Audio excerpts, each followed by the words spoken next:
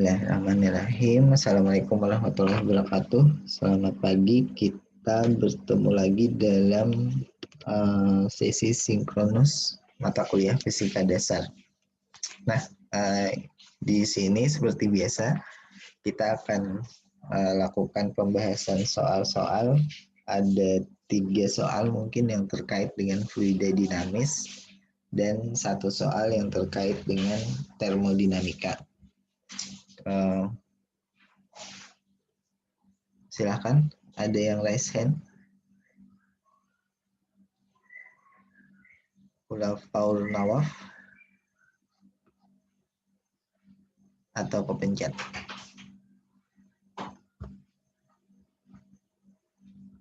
Gimana?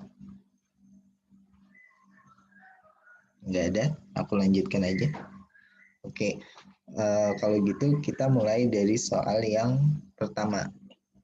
Nah, di sini karena ini fluida dinamis, jadi mengalir, air memasuki ujung selang pipa pemadam kebakaran yang berdiameter 3,5 cm dengan kelajuan 2, meter per detik. Hitunglah kelajuan air saat keluar dari selang tersebut melalui lubang dengan diameter 0,6 cm. Jadi kalau kalian perhatikan di sini sudah ada 2 diameter. Yang pertama adalah diameter saat airnya masuk, yang kedua diameter saat airnya keluar. Jadi kalau kalian gambarkan ada 2, ini 1, ini yang kedua. Dan dia mengecil. Nah, karena itu yang di sini adalah yang 3,5. Sementara yang di sini adalah 0,6. Nah, karena diameternya mengecil, tentu yang terjadi adalah V di sini atau V2 dan di sini adalah V1. V2-nya pasti lebih besar daripada V1. Nah, jadi itu sudah kita prediksi. Kemudian kalau sudah seperti ini yang persamaan yang kita ambil pastilah persamaan kontinuitas. Jadi persamaan yang bilang bahwa perkalian A dikalikan kecepatan itu nilainya konstan. Jadi kalau nilainya konstan di setiap titik manapun nilainya pasti sama. Nah, karena nilainya pasti sama berarti kita bisa mengambil mengambil perhitungan seperti ini perhitungannya. Jadi A dikalikan V konstan, berarti kita bisa hapus dulu bagian ini. Oh, nggak bisa. Oke, aku lanjutkan di bawahnya aja. A1 V1 sama dengan A2 V2. Nah, ketika ketemu soal yang seperti ini, jangan langsung masukkan A1-nya berapa, V1-nya berapa, A2-nya berapa, V2-nya berapa, tapi perhatikan yang mana yang ditanyakan dulu. Nah, di sini yang ditanyakan adalah V2. Berarti kalau V2 ditanyakan, kita bikin dulu persamaannya. V2 sama dengan A1 per A2 dikalikan V1. Nah, di sini ada suku yang dibagi. Lihat, A1 dibagi dengan A2. Nah, kalau dibagi A1 dengan A2 kan banyak hal yang bisa dicoret. Yang pertama untuk menghitung luasan, di sini aku tulis, kita biasanya membutuhkan P dikalikan jari-jari kuadrat. Atau kalau di sini masih diameter, kalian bisa tulis P dikalikan setengah dikalikan diameter kuadrat. Nah, karena itu banyak yang bisa dicoret. I-nya nggak usah dihitung. Jadi kalian bukan menghitung luasan terlebih dahulu, tapi masukkan fungsi luasan ke dalam sini. Karena dimasukkan ke dalam sana, jadi ada beberapa besaran yang bisa kita coret. Yang pertama pasti nilai Pi-nya. Yang kedua nilai setengahnya. Jadi nilai setengahnya pun bisa kita coret juga. Oke, dan ini kalau misalnya aku teruskan berarti kita akan ketemu nilai P2 sama dengan A1 yang sebelahnya tadi dibagi A2 dikalikan P1. A1 dibagi A2, kalau kalian benar menghitungnya akan ketemu nilai 68 meter per second. Nah, ini untuk persamaan kontinuitas, insya Allah tidak ada yang sulit karena persamaannya sederhana, yaitu A dikalikan V nilainya konstan. Bahkan jika kita punya A, tidak perlu menghitung A-nya dulu, tapi kalian lakukan pembagian saja supaya nilai V-nya bisa dicoret. Permisi, Pak. Oke, silahkan. Muhammad Nurul Ramdan 14 20 10 18 izin bertanya, Pak. Berarti ini untuk A-nya yang dipakai hanya jari-jari kuadratnya aja, Kak, Pak? Iya, jari-jari kuadratnya aja. Jari-jari kuadrat dikali V1. Jari-jari kuadrat dibagi jari-jari kuadrat dikalikan V1. Dikali V1. Oh, iya. Kalau mau kalian teruskan, R1 kuadrat dibagi R2 kuadrat dikalikan V1 gitu. Baik, terima kasih, Pak. Jadi itu lebih mempercepat hitungan kalian. Oke, ada pertanyaan lagi? Kalau tidak ada, aku lanjutkan dengan yang soal nomor 2.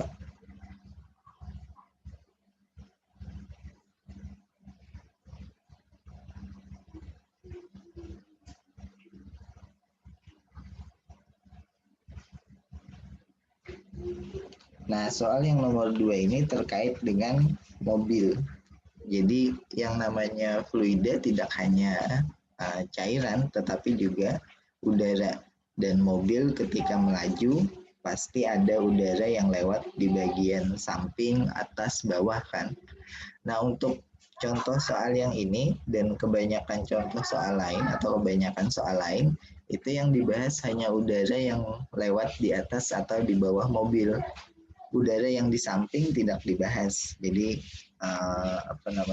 meskipun udara itu ketika mobil melaju lewat samping juga ada, tetapi kita tidak perhatikan efeknya. Nah, yang kita ingin tahu efeknya adalah udara yang lewat atas dan bawah.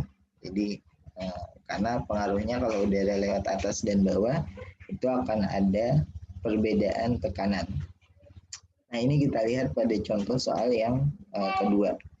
Jadi di sini kita punya mobil yang melaju di jalan tol dengan kelajuan udara di bagian atas mobil lebih besar dibandingkan bagian bawah. Jadi kalau bagian atas kelajuannya besar, berarti tekanannya rendah. Kemudian di bagian bawah kelajuannya rendah, berarti tekanannya lebih tinggi.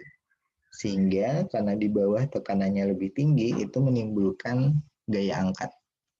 Nah, perkirakan gaya angkat tersebut berarti dalam satuan Newton jika mobil melaju dengan kelajuan 100 kph. Kph itu di sini kilometer per jam maksudnya.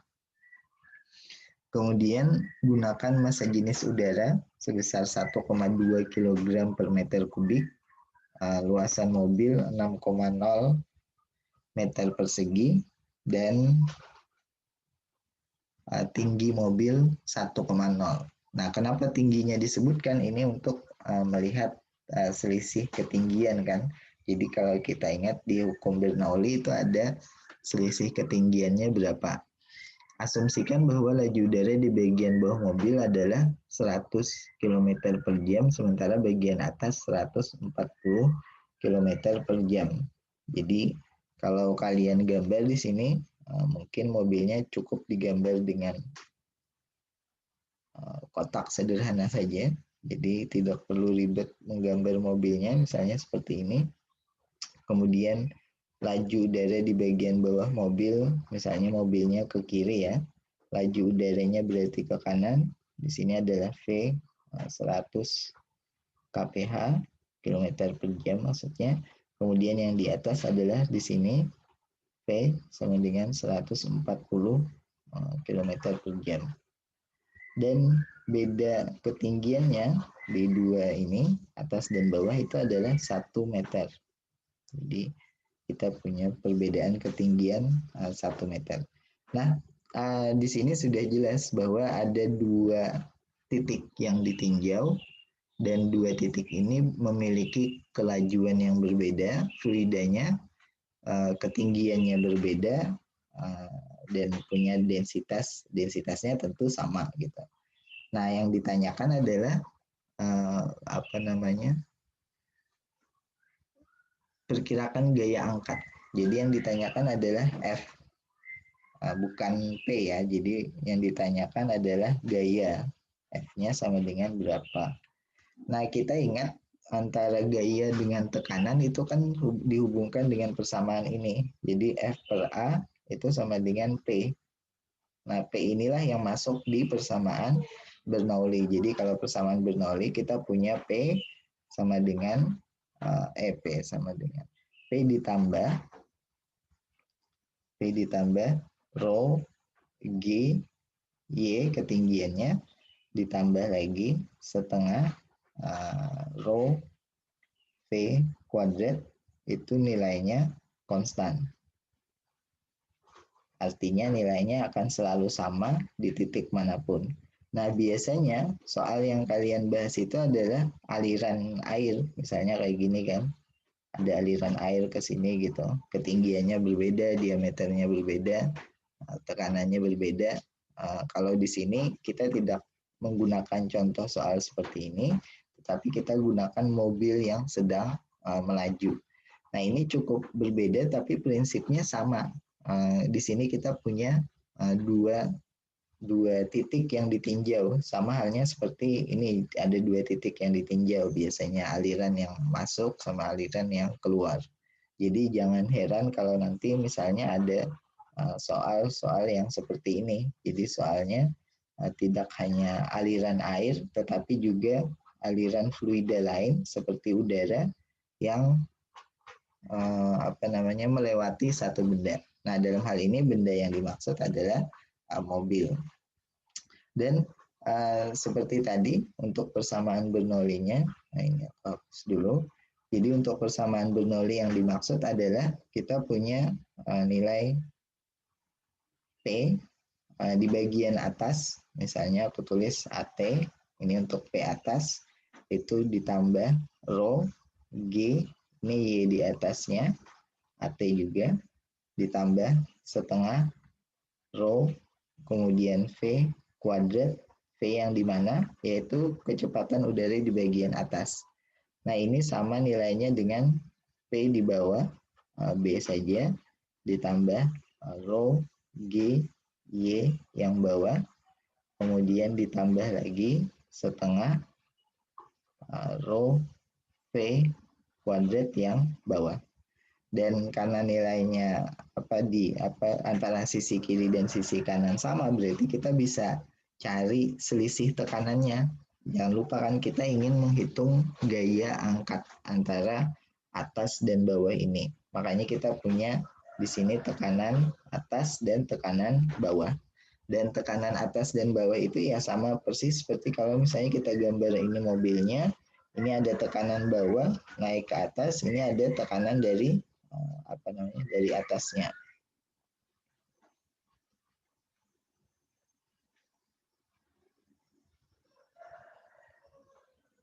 Oke, tunggu.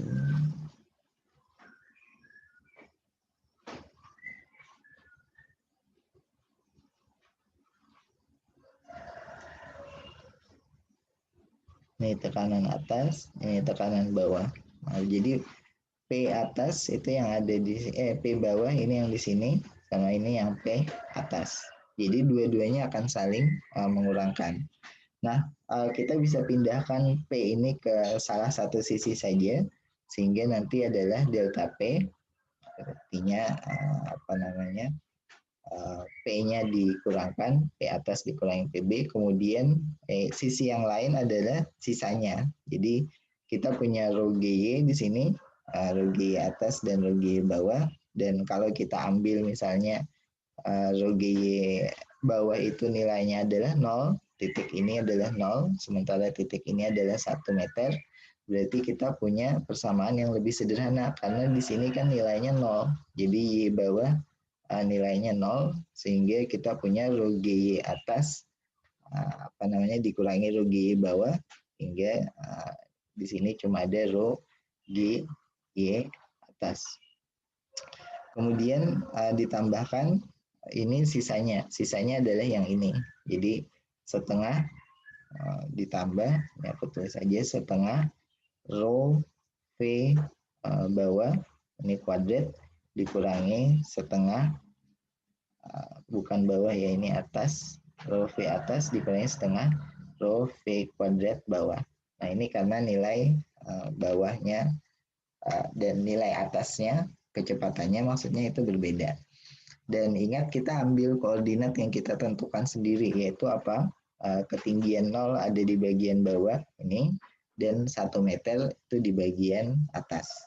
Sehingga kalau kalian masukkan persamaannya di sini, V atas ini sudah ada, V bawahnya juga sudah ada, dan jangan lupa setengah rho-nya bisa dikeluarkan dari persamaan ini, sehingga kita punya persamaan yang lebih simpel, rho GY atas sama dengan plus setengah rho, di sini V atas kuadrat dikurangi V bawah kuadrat. Nah, jadinya hanya seperti ini saja. Di sini kalau kalian benar menghitungnya, ingat rho-nya tadi adalah rho udara, kemudian G-nya masukkan 9,8 misalnya, Y atasnya berapa? Y atasnya adalah 1 meter, 1,0 meter. Kemudian V atas ada, V bawah ada. Nah ini kalau kalian masukkan angkanya, mestinya kalian ketemu bahwa delta P-nya itu adalah 459 Pascal. Jadi karena ini tekanan, tentu satuannya adalah Pascal. Nah dari sini kita tinggal menghitung gaya, dan ingat gaya tadi adalah kalau balik ya, tekanan itu adalah gaya per satuan luas. Berarti kalau kita ingin menghitung gaya, F sama dengan A, luasannya dikalikan tekanannya. Nah di sini luasan mobil sudah diberitahu di awal, jadi kalian melihat di sini luasan mobil 6 meter persegi. Tentu ini adalah luasan penampang mobil kalau dilihat dari bawah atau dilihat dari atas gitu. Panjang mobilnya berapa dikalikan lebar mobilnya berapa. Nah, karena luasannya sudah ada, delta P-nya sudah ada, tekanannya tadi, maka kita punya F sama dengan 6,0 ini dikalikan 459 tadi, 459. Dan satuannya adalah gaya. Jadi kalau kalian hitung 2750 Newton. Nah ini gaya angkat. Jadi gaya angkat yang berlaku pada mobil. Dan ini kalau kita kalau kita bagi 10 ya untuk menghitung masanya, masa untuk yang harus mengimbanginya, ini 275 kg. Apakah mobilnya terangkat? Tidak, karena massa mobil kan lebih dari 275 kg. Massa mobil itu hampir mendekati 1000 kg. Jadi mobil tidak akan terangkat.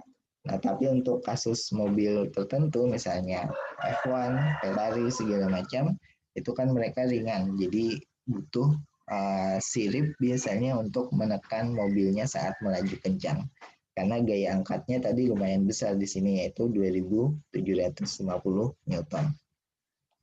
Oke, ini contoh yang agak berbeda karena fluidanya bukan air tapi udara, dan bukan yang mengalir dari kiri ke kanan tapi di atas dan di bawah.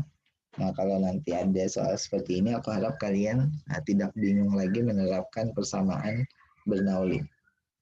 Jadi prinsipnya sama, ada 2 titik yang ditinjau, dan 2 titik itu berlaku fluida dinamis untuk Bernoulli. Oke, ada pertanyaan kah sampai di sini?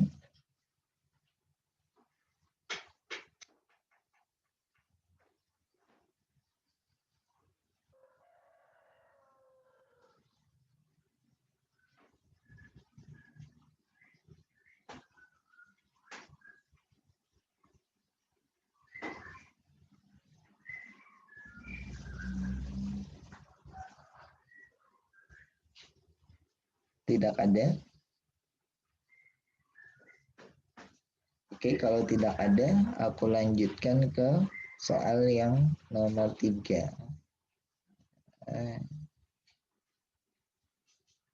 Nah, ini Permisi, Pak. ya silahkan. Teman-teman sebagian ada yang di waiting room, Pak. Meeting room, oh iya, 6 orang. Terima kasih, Pak.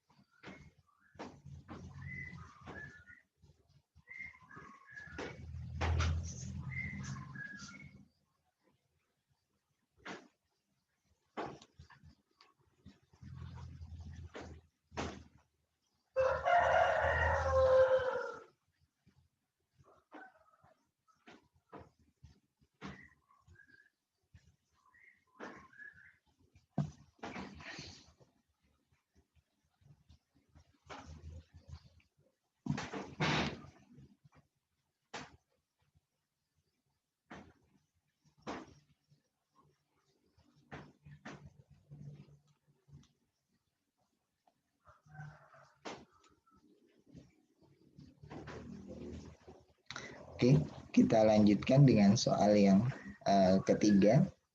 Jadi di sini hitunglah laju air yang keluar dari dasar tangki jika kedalaman air di dalam tangki tersebut adalah 3 meter. Ini ada yang kurang sebenarnya soalnya. Jadi tangkinya adalah tangki yang tertutup, bukan tangki yang terbuka. Kalau tangki yang terbuka itu kan gambarnya jadinya seperti ini. Ini adalah dasar tangkinya, kemudian ada air. Nah, ini tangki yang terbuka, tapi kalau tangki yang tertutup gambarnya akan jadi seperti ini. Ini tangkinya tertutup, ini ada airnya. Nah, ini ada lubang di dasarnya. Dan tentu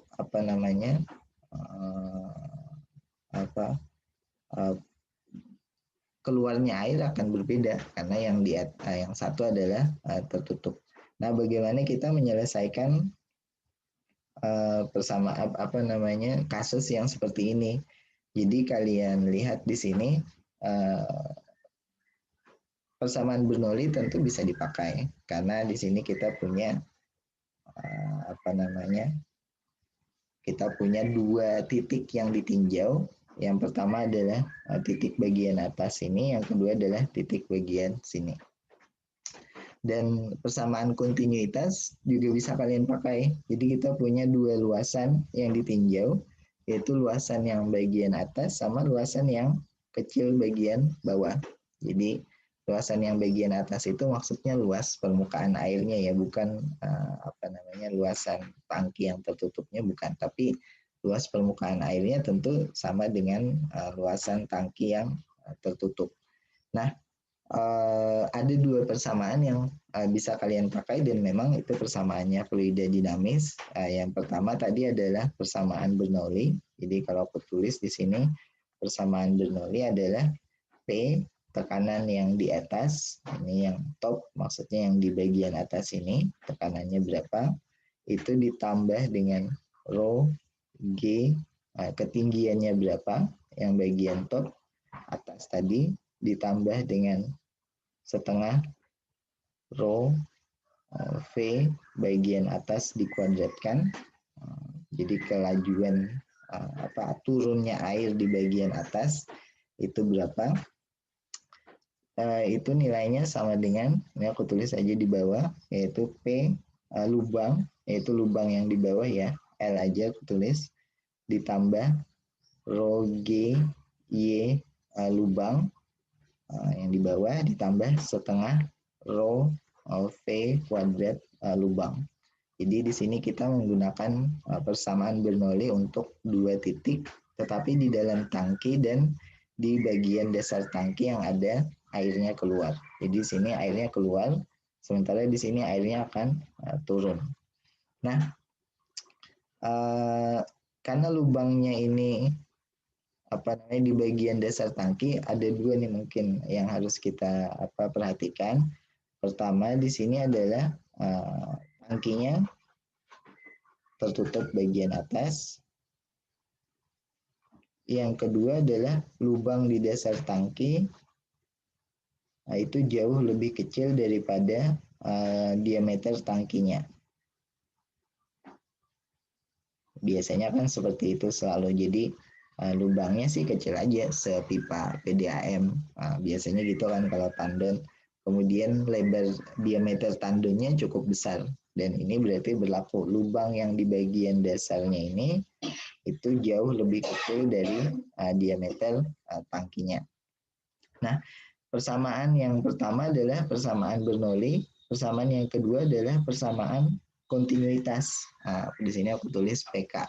Jadi persamaan kontinuitas kita punya V top VT maksudnya di atas misalnya dikalikan A luasan ini A yang bagian atas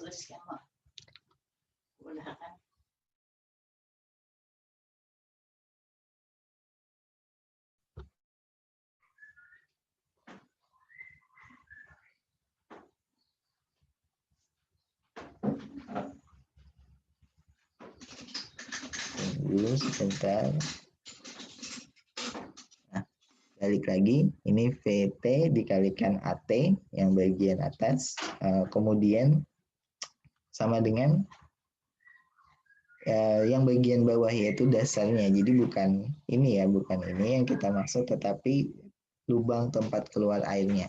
Jadi kita punya V lubang, kelajuan di lubang, dikalikan A di bagian lubang. Jadi A lubangnya. Nah di sini kalau kita menghitung yang V top ini misalnya di sini adalah A1 A lubang maksudnya dibagi A top dikalikan V lubang. Nah yang kita cari kan sebenarnya V lubang toh. Ini yang ditanyakan V lubangnya berapa gitu. Tetapi di sini ingin ditunjukkan dulu kalau yang kita hitung adalah VT, maka A1 dibagi AT itu nilainya akan sangat kecil. Kenapa? Karena A, ini bukan A1, A lubang maksudnya. A lubang dibagi A bagian atas itu nilainya akan sangat kecil. Kenapa? Karena A lubangnya kan sudah kecil. Ini A lubang di sini. A lubang, sementara A bagian atasnya lebih besar. Modelkan aja misalnya kayak tandon air gitu. Lubang yang keluar kan paling diameter pipa PDAM-nya. Kalau bagian atas itu diameter tandonnya. Nah, karena ini sangat kecil, maka kelajuan bagian atas bisa kita anggap sama dengan 0. Jadi, ini salah satu penyederhanaan ketika kasus seperti ini kita bisa sederhanakan dia V di bagian atas sama dengan 0. Nah, kalau V di bagian atas sama dengan 0, maka ada suku yang menjadi 0, yaitu ini kan. Ini menjadi 0. Dan karena itu kita nggak perlu melakukan perhitungan untuk suku yang ini. Ya, warna berbeda. Nah, yang ini bisa dihilangkan. Kemudian kalau itu dihilangkan, maka kita punya V lubang saja, yaitu V lubang yang ini. Nah, di bagian bawah V lubang, kemudian rho G dikalikan Y ini. Nah ini kan selisih keduanya adalah ketinggiannya tadi, yaitu 3 meter. Jadi kalau kita hitung nanti rho G Y top dikurangi YL-nya itu akan ketemu rho GH. Jadi rho GH biasa. Kemudian P di bagian top juga bagaimana? P di bagian top sangat kecil. Nah, kenapa sangat kecil? Karena kita punya permukaan tertutup di sini. Jadi kalian lihat di bagian atas ini tadi kasusnya adalah tertutup sehingga kita bisa tuliskan P topnya juga sama dengan 0. Jadi sudah ada 2 yang 0 tadi. V topnya sangat kecil sama dengan 0 dan P topnya sama dengan 0. Nah, ketika ketemu yang seperti ini, maka ada banyak penyederhanaan yang bisa kita lakukan. Kalau P top-nya sama dengan 0, berarti di sini kita bisa hilangkan dia. Artinya kita nggak masukkan dalam persamaan. Nah, karena itu kecepatan di lubang VL, V, di sini aku tulis di bawah ya, V lubang, masih dalam bentuk kuadrat, itu bisa dihitung dari rumus yang lebih sederhana, 2 dibagi rho dikalikan P apa namanya di bagian apa di bagian lubangnya tadi apa namanya P bukan bagian lubang tapi P atmosfernya. Kenapa P atmosfer yang di sini? Jadi di bagian lubang ini kan dia terbuka keluar gitu, dan karena dia terbuka tentu ada tekanan atmosfer di sini, P atmosfer. Jadinya yang dinamakan P lubang itu sebenarnya adalah P atmosfer. Nah, makanya di rumus akhirnya di sini ditulis P atmosfer ditambah dengan rho GH. Rho GH tadi dari suku yang ini dikurangkan. Nah, ini mungkin persamaan yang bisa kalian pakai ketika kasusnya atau kondisinya adalah tandonnya atau tangkinya tertutup di bagian atas dan ada lubang di bagian bawah. Jadi yang ditanyakan adalah laju air, dan ini persamaannya. Jadi kita punya rho air, P adalah P atmosfer, H adalah ketinggian air di dalam tangki. Dan ini kalau kalian masukkan angka-angkanya harusnya ketemu di nilai 16 meter per detik. Jadi apa namanya? Nah, ini kasus khusus. Jadi mungkin tidak ada di contoh soal, tapi barangkali keluar di ujian akhir karena kasusnya agak berbeda. Nah, di sini kita menggunakan berbagai penyederhanaan tadi sehingga kita bisa dapatkan rumus akhirnya. Nah, kalau kalian tidak ingin menurunkan saat ujian akhir, ya sudah ingat aja rumus akhir untuk tangki dalam keadaan tertutup. Jadi ini tangki dalam keadaan tertutup, kemudian lubang di dasar tangkinya kecil, jauh lebih kecil dibandingkan diameter tangkinya. Oke, ada pertanyaan yang di sini? Permisi Pak, izin bertanya Pak. Silakan. Perkenalkan, nama saya Muhammad Reza Ramadan, NIM 0630. Yang ingin saya tanyakan di sini Pak, bedanya rumus yang ini dengan yang akar 2GH itu apa ya Pak? Kalau akar 2GH tangkinya terbuka. Jadi kalian biasanya ada menghitung akar 2GH itu kan? Benar Pak. Ya. Nah, itu untuk kasus di mana tangkinya terbuka. Jadi udara bisa masuk. Nah, kalau udara masuk kan di bagian atas ini ada P atmosfer juga. Di bagian bawah kan ada P atmosfer. Jadi P-nya bisa saling menghilangkan. Nah, kalau di sini kan nggak menghilangkan nih. Jadi kalau ini kalian kalian hilangkan, P atmosfer hilang, ini kan tidak lain dari akar ini kan. Nah, akarnya dicoret, rho-nya dicoret, ya balik lagi akar 2GH. Jadi ini kasus khusus, barangkali aja nanti ketemu. Nah, kalau tangkinya terbuka ya sudah gunakan akar 2GH. Tapi kalau tangkinya tertutup gunakan rumus yang ini. Nah, di sini kita punya V1 atau kalau akarnya aku masukkan ke sini ya akar 2 per rho dikalikan P atmosfer ditambah rho GH. Berarti yang 2 ini 2 per P lubang ini enggak Pak? Atau gimana ini? Dibagi rho. Oh, rho. Ya. Oh, baik. Jadi 2 dibagi rho. Nah, ini kan persamaannya sama aja. Kalau misalnya rho-nya kalau atmosfernya ada, ya kalau lubangnya terbuka di bagian atas, itu kan ada tekanan atmosfer di atas. Jadi ada P atmosfer di atas. Kalau ada P atmosfer di atas, dicoret nih yang sisi sini dengan ini di persamaan Bernoulli-nya. Jadi kalian lihat di persamaan Bernoulli, kalau P atmosfer ada di atas, ini bisa dicoret. Nah, kalau itu dicoret, ini hilang. Ya, persamaan di bawah ya, kalau P atmosfernya hilang. Nah, ini ada dicoret-coret. Ya hilang Pak. Terus ya ketemu lagi persamaan awal 2 akar 2GH. Oh, Nah, siap. itu kasus kalau tangkinya terbuka. Tapi kalau tangkinya tertutup, aja mungkin rumus ini biar nanti cepat ngitungnya. Baik, Pak. Terima kasih, Pak. Nah, kali aja nanti ada yang soal tangki tertutup. Oke, silahkan kalau ada pertanyaan lagi di sini. Permisi Pak, izin bertanya Pak. Silahkan. Untuk dalam pengaplikasian soalnya ini Pak, nanti apa diberitahu Pak kalau misalkan ini pakai tangki yang terbuka atau yang tertutup begitu Pak? Iya, pastinya. Jadi ini aku soalnya lupa nuliskan tangki tertutup. Jadi mestinya diberitahu ini tangki tertutup apa tangki terbuka.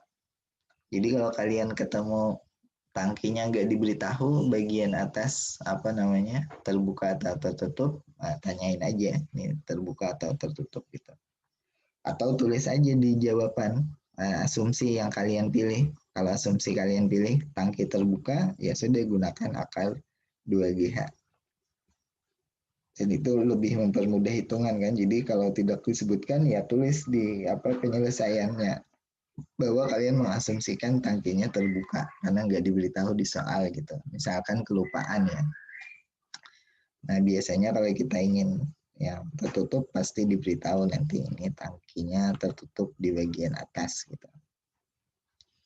Nah kalian ingat persamaan yang dipakai ya tidak lain dari dua ini, persamaan Bernoulli sama kontinuitas.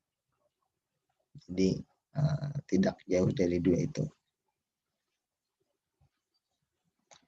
Oke, ada pertanyaan di sini?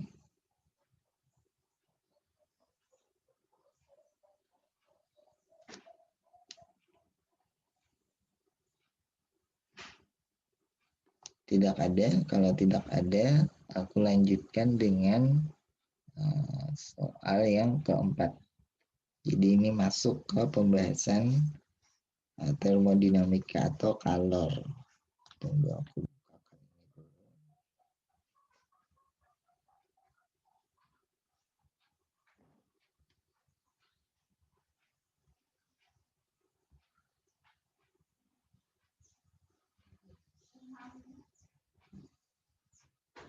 Kalor ini bagian yang awal kan, jadi belum masuk ke hukum termodinamikanya.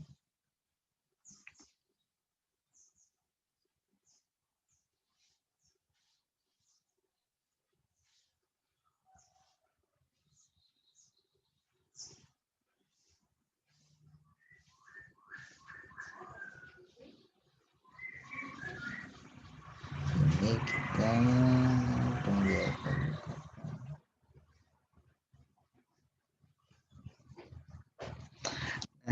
Nah, ini es teh.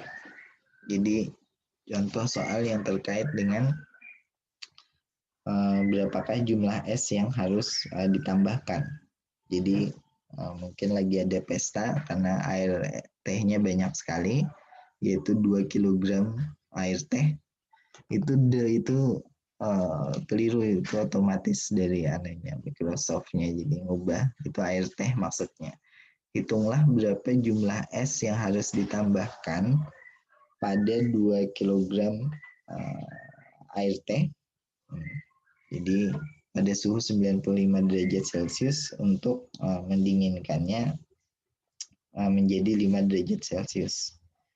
Jadi dari air teh yang mendidih menjadi 5 derajat Celcius dan es awalnya adalah pada suhu minus 5 derajat Celcius. Jadi ini dua zat yang berbeda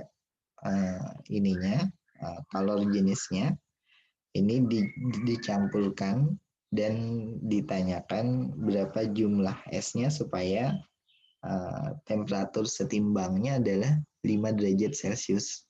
Jadi air teh yang panas 95 dibawa turun menjadi 5, kemudian es yang dingin minus 5 dibawa naik menjadi 5. Jadi sudah ditentukan suhu akhirnya, suhu air yang diinginkan. Nah, ini terkait dengan kalor. Jadi atau heat bahasa Inggrisnya atau kalor. Jadi kalor itu kan selalu berpindah. Nah, kalor yang berpindah dari teh, tentu kita harus tahu kalor jenis dari tehnya. Di sini memang tidak disebutkan, tapi kalau ujian nanti tentunya kita akan sebutkan kalor jenis tehnya berapa misalnya. Atau karena ini teh hanya pengaruhnya sedikit ke ke air, berarti kalor jenis air yang dipakai. Nah, untuk kalor jenis air, ini aku tuliskan dulu mungkin. Jadi C yang air ini kira-kira ini C untuk air, misalnya ini air, itu nilainya sama dengan 4, ini aku tulis dalam satuan joule ya, 4190 joule per kilogram Kelvin. Kemudian kalor jenis S, ini C, S misalnya, itu nilainya adalah 2010 joule per kilogram Kelvin. Nah, di sini kalian sudah bisa melihat sebenarnya definisi kalor jenis itu apa. Kalor jenis itu adalah jumlah energi yang diperlukan untuk menaikkan suhu satu bahan 1 derajat Kelvin, bahan sebanyak 1 kg. Jadi di sini untuk air misalnya kita perlu 4190 joule untuk menaikkan suhunya 1 derajat Celcius atau 1 Kelvin dari bahan air sebanyak 1 kg. Nah, itu definisi dari kalor jenis. Nah, dengan definisi tersebut tentu kalian lihat di sini kalor jenis dari air kan lebih besar daripada es. Artinya apa? Artinya butuh banyak energi untuk menaikkan suhu air dibandingkan menaikkan suhu es. Es itu cuma 2010 joule saja. Jadi perlu energi 2000 joule saja untuk menaikkan suhunya 1 derajat Celcius. Nah, di sini kita punya berapa fase kira-kira ini. Ada fase airnya, ada fase padatnya. Fase padatnya kan cuma dimiliki oleh es, tetapi nanti es itu akan mencair. Jadi ada proses pencairan di es. Jadi kalau kita gambarkan maksudnya kita tuliskan diagramnya, untuk es itu dia awalnya minus 5 derajat Celcius.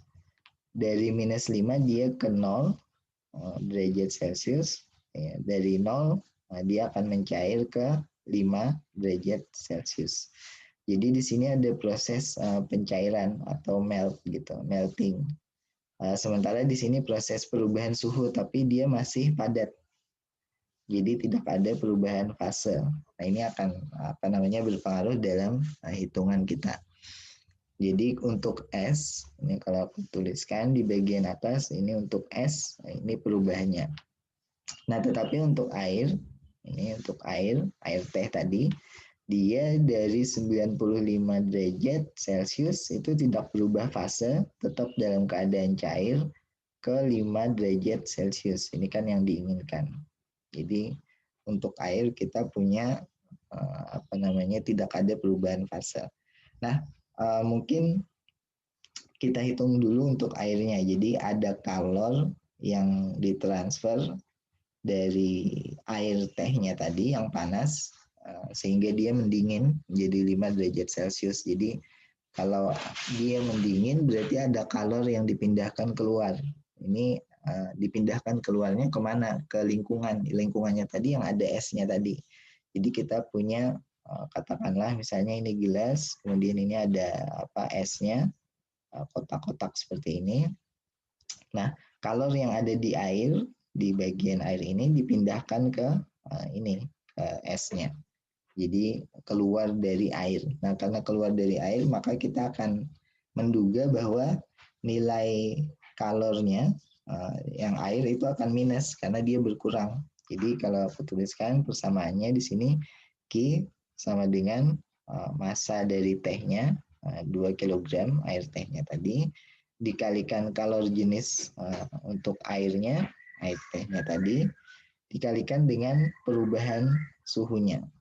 Nah, ingat perubahan suhu ini adalah suhu akhir dikurangi suhu awal. Jadi kalau kita teruskan di sini ada 2 kg dikalikan dengan 4190. Ini tadi adalah nilai kalor jenisnya. Kemudian dikalikan dengan, ingat kalau ada delta T itu adalah akhir dikurangi awal.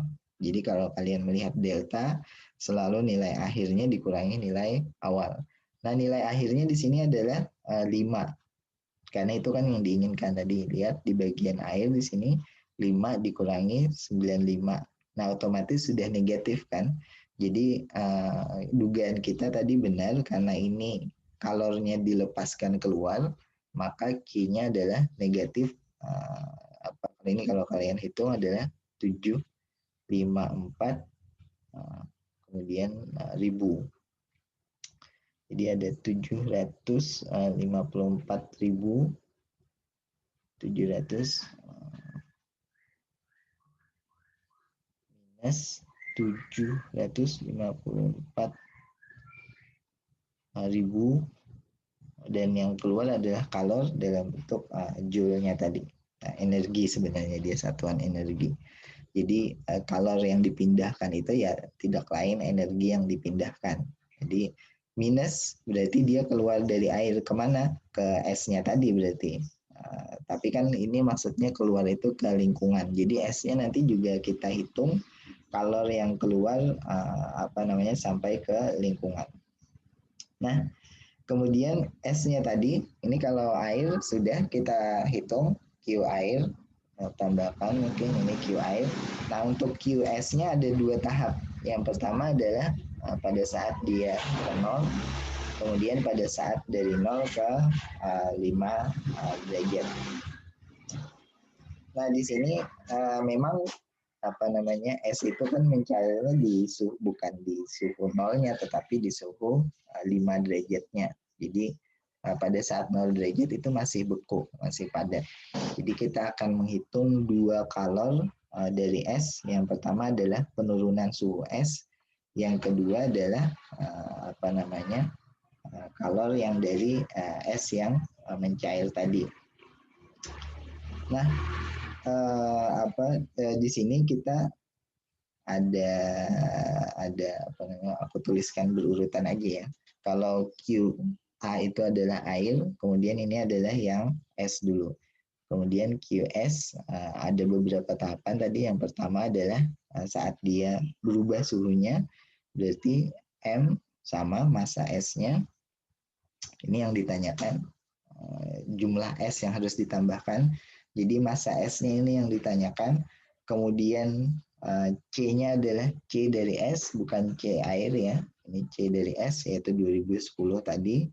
Dikalikan dengan delta T untuk yang perubahan di S-nya.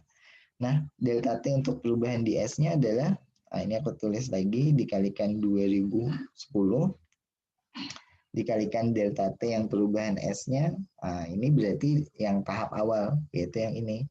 Jadi dari dari minus 5 ke 0. Nah, karena akhir dikurangi awal berarti akhirnya adalah 0 dikurangi minus 5. Jadi ada seperti ini. Minus 5, kemudian tentu hasilnya adalah positif. Jadi kita akan menganggap ini hasilnya positif dan benar karena minus dikurangi minus 5 hasilnya jadi positif. Nah, di sini kita punya massa S yang ditanyakan dikalikan dengan totalan ini. Ini adalah kalau dihitung harusnya kalian ketemu 10.000 joule.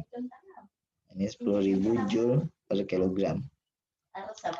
Nah, massa S itu yang ditanyakan.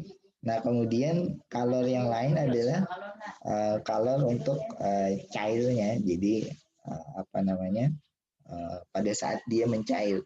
Nah, pada saat dia mencairnya ada di proses ini gitu. Jadi jangan lupa di es ini agak berbeda dengan air karena dia melalui proses perubahan fase. Jadi di sini kita punya es yang padat kemudian mencair. Nah, untuk Q yang kalor untuk yang mencair, maka kita punya rumus yang berbeda. Jadi untuk proses perubahan fase, ini misalnya aku tuliskan yang melt. Ini ada M dari S-nya, M-nya nggak aku aku bedakan dengan MS, misalnya ini juga MS. Itu dikalikan dengan L F ini untuk istilahnya latent heat untuk pencairan.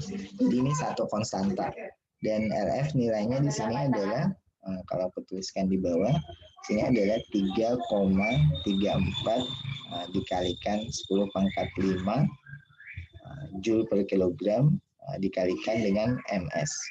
Nah, kita sudah ada 3 kalor di sini. Pertama kalor untuk air, yang kedua adalah es yang berubah suhunya minus 5 ke 0 derajat. Kemudian yang ketiga adalah es yang mencair, melt. Jadi perubahan wujudnya dari padat ke cair itu juga ada kalor yang diperlukan. Nah, sekarang kalor yang terakhir adalah setelah dia berubah wujud ke cair, dia masih 0. Di sini dia harus dinaikkan suhunya ke 5 derajat Celcius. Jadi ini mungkin aku hapuskan dulu yang bagian sini.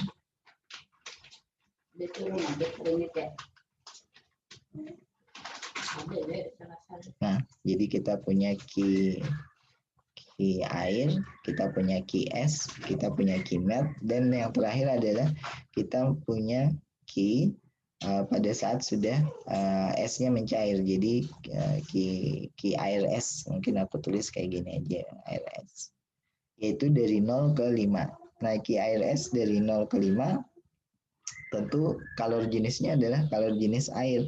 Jadi masanya memang masa es yang awal tadi, massa es dikalikan dengan kalor jenis air, kemudian dikalikan dengan delta T yang melt atau dari 0 ke 5. Jadi ini proses pencairannya dari perubahan wujud tadi, awalnya dia 0 menjadi 5. Dan ini kalau kita masukkan MS-nya tetap belum diketahui, jadi MS-nya tetap enggak diketahui. C-nya diketahui yang air tadi 4190, kemudian dikalikan dengan delta T-nya adalah, nah delta T ingat suhu akhir dikurangi suhu awal. Jadi di sini suhu airnya adalah 5 derajat Celcius dikurangi 0. Dan di sini kita lihat tetap positif juga. Jadi untuk es memang kalornya akan ditambahkan kan, karena itu heatnya adalah positif. Jadi sini kita punya MS, ini yang ditanyakan, dikalikan dengan, ini kalau hitungannya benar berarti ada 21.000. 21.000 satuannya Joule per kilogram. Nah, jadi kita punya 3 kalor dan semuanya ini harus ditambahkan. Jadi jumlahan dari ketiganya ini harus sama dengan 0. Ini karena sistem kita kan tertutup. Jadi ini memang persyaratan untuk sistem tertutup, walaupun ada transfer kalor dari es ke air, dan ini dianggap tidak ada transfer kalor ke udara ya. Jadi asumsinya memang walaupun kita bayangkan air tehnya terbuka misalnya, tapi ini asumsinya adalah tidak ada kalor yang ditransfer ke udara. Makanya di sini nggak dihitung Q udara. Jadi jumlahan Q-nya ini sigma Q ini harus sama dengan 0. Nah, dari sini tentu karena tadi kita sudah menghitung Q masing-masing fase, ada yang air, ada yang es, maka ketika dijumlahkan sama dengan 0, kita bisa menghitung massa esnya. Jadi, ini kalau aku tuliskan delta Q tadi jumlahan satu persatu ada minus 754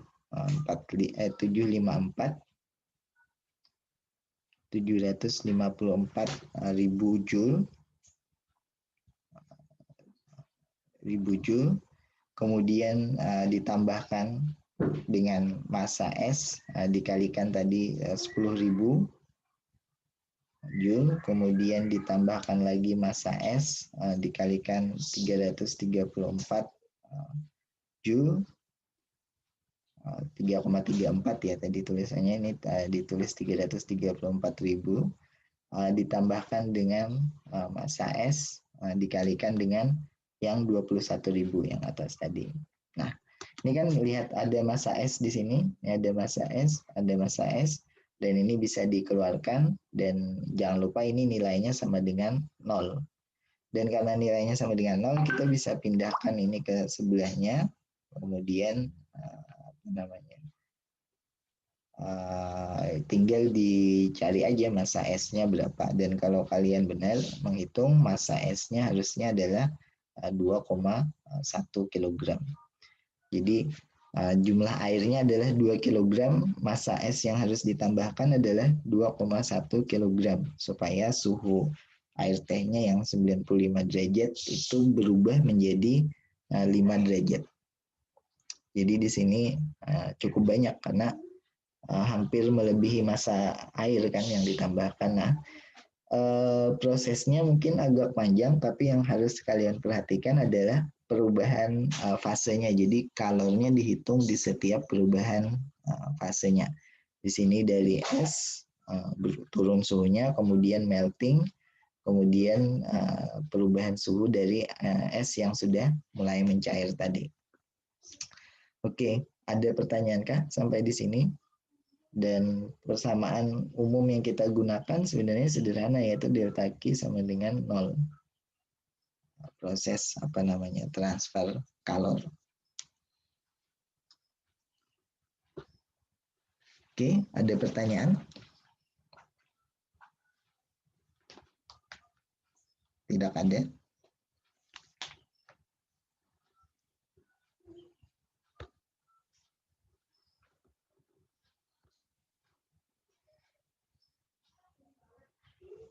Oke, kalau tidak ada, ini cukup di sini pembahasan soalnya. Aku belum siapkan soal yang termo lebih lanjut. Jadi ini baru tahap awal perubahan kalor di termodinamika. Insya Allah di hari Jumat. Jumat itu tanggal berapa? Jumat itu sekarang tanggal 22 ya. 22, Selasa, 23, Rabu, 24, Kamis, 25, Jumat. Nah, aku monggo aja kalau Jumat kalian mau masuk, kita masuk seperti biasa pagi. Kalau Jumat dianggap libur karena ada teman-teman yang habis merayakan Natal misalnya, atau mau merayakan Natal, silakan kita di hari yang lain. Senin Selasanya kan masih masuk. Monggo, apakah kita mau di Jumat pagi, di Jumat siang, atau kita masuk di Senin Selasa aja, atau di Selasa minggu depannya. Atau nanti kalian bisa diskusikan, kasih tahu aku di WA apakah libur ini mau tetap online-nya ada atau kita pindahkan di hari Selasa aja. Oke, mungkin itu dulu ya kalau nggak ada pertanyaan. Ini aku rekam tadi, iya benar. Nanti aku posting di online berarti. Insya Allah habis ini kita posting di YouTube kayak biasa. Oke, terima kasih. Assalamualaikum warahmatullahi wabarakatuh.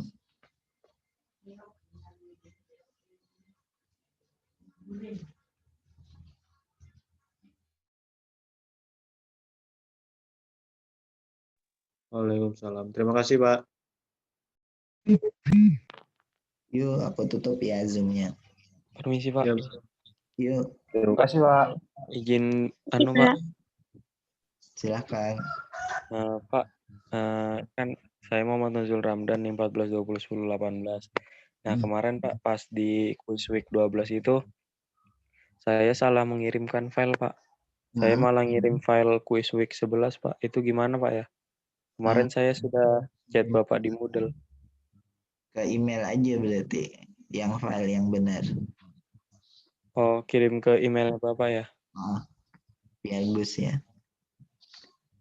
Oh, baik, Pak. Terima kasih, Pak. Oke.